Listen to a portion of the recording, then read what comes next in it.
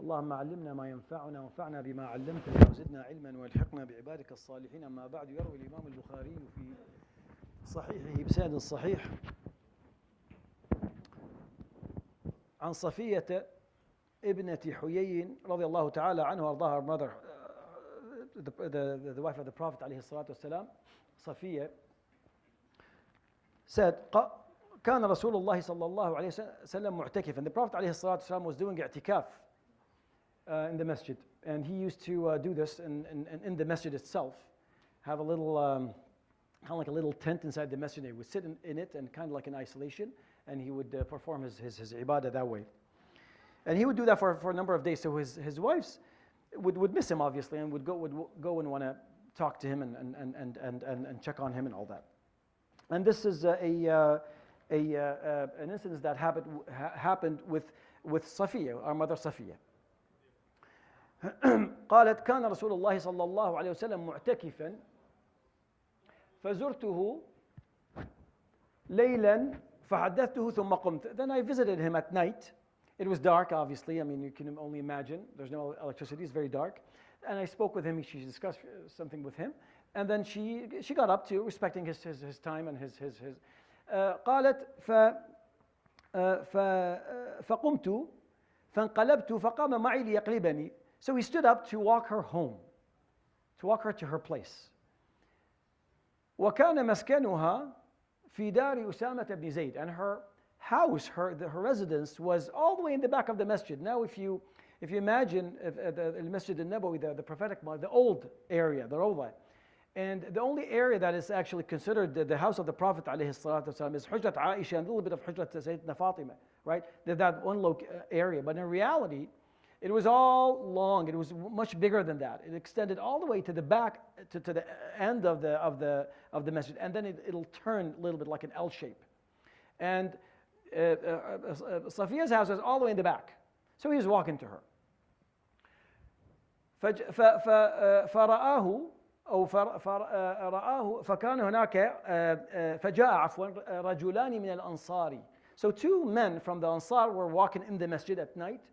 فلما رأى رسول الله صلى الله عليه وسلم أسرع. When they saw the Prophet عليه الصلاة والسلام walking in the darkness with someone else, they respected his privacy. They didn't want to be in his, they don't know what's going on. The Prophet عليه الصلاة والسلام, obviously maybe it's Jibreel, who knows what. So they wanted to respect his privacy, so they walked. They kind of like, they sped up to give him his time. فقال على رسلكما. Slow down. هذه أو إنها صفية بنت حيي. This is Safiya bint Huyay. He right away introduced the person that was with him to them. So they said right away, فقال سبحان الله يا رسول الله. They were like, Subhanallah, this is we wouldn't think anything negative about you.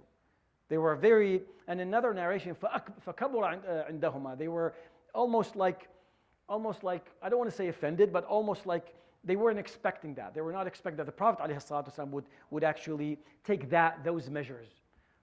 Then he said, and this is the punchline of the hadith. فقال إن الشيطان يجري من الإنسان مجرى الدم. That shaitan would dwell and circulate in a human body, in the same area where your blood circulates. Right? That's how close, and you don't feel it. You don't know what could happen. فإني أخشى, he's continuing, the Prophet عليه الصلاة والسلام saying, فإني أخشى أن يقذف في قلوبكما سوءا أو قال شيئا. That and I'm concerned that at some point in 10 years you might remember this day and go like, we saw the Prophet 10 years ago and he was with someone, but we really didn't know what it was. And then there's munafiqeen and the people start talking. That's how rumors. Now, if you think about it, so what if that did happen? That actually had happened to the Prophet ﷺ. And Allah subhanahu wa ta'ala revealed 15 verses defending him. But he's not doing it to defend himself. He's actually doing it to teach them, number one, teach us through them. But also from this hadith, there's a lot to learn, but I would like to focus on one thing. Scholars said that from this hadith you'll learn that a Muslim should avoid any area, any setup, any place, any crowd that could bring him a bad reputation. You're alhamdulillah, you're here, you're Muslim and all that, and we all have friends. And that, by the way, mainly for my younger brothers and sisters. But it doesn't have to be. Regardless of your age, you can fall into that. Actually, maybe when you're older, you might fall into it more likely because your guards are down. You're not really, oh, I'm fine. I've been on this for some time. But then you get mixed up with the wrong crowd, and you don't do what they do. You don't. You're definitely praying, and you don't do all. You don't practice the bad habits they do, but you're with them. You are around them, and you get brushed with the same brush. You have the same. You have the same reputation as them. So scholars say if you are with a group of people that will actually do things that you don't agree with, don't be with them. And don't let shaitan tell you, oh, be with them so they can remember Allah through you and you do da'wah. No. That's not how you do da'wah. You don't do da'wah, you go to their turf, you do da'wah. No. We meet in a common platform to do da'wah. I don't come to your house in the middle of your own lifestyle, and there's other hadith where actually someone did that and it didn't turn out well. You don't do it that way. Yeah, you want to do da'wah, you do it differently, with wisdom and beautiful preaching. We don't do it like that. And it happens a lot. It happened to me actually. You have a crowd that don't really 100% agree with your lifestyle, and you're with them, and you think that, yeah, you know what, maybe I'll just be there just to, I'm not going to give up on them. No. Save yourself. This is not how you do da'wah. You do da'wah by actually doing it differently, by removing them from where they are. So even Prophet ﷺ, this is what he taught us. And would have those two men are from the Ansar, by the way.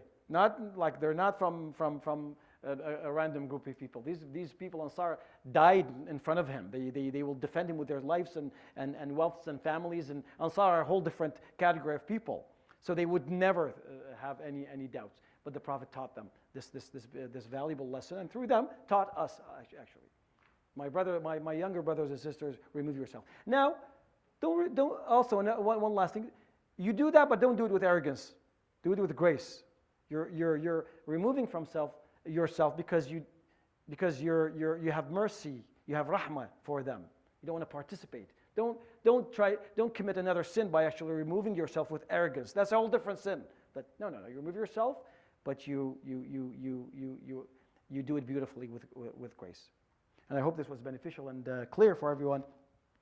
يروي الإمام البخاري بسند صحيح في صحيحه عن صفية ابنة حيي رضي الله تعالى عنه قالت: كان رسول الله صلى الله عليه وسلم معتكفا فزرته ليلا فحدثته ثم قمت ثم فانقلبت فقام معي ليقلبني وكان مسكنها في دار أسامة بن زيد فجاء رجلان من الأنصار فلما رأيا رسول الله صلى الله عليه وسلم أسرع فقال: على رسلكما إنها صفية بنت حيي.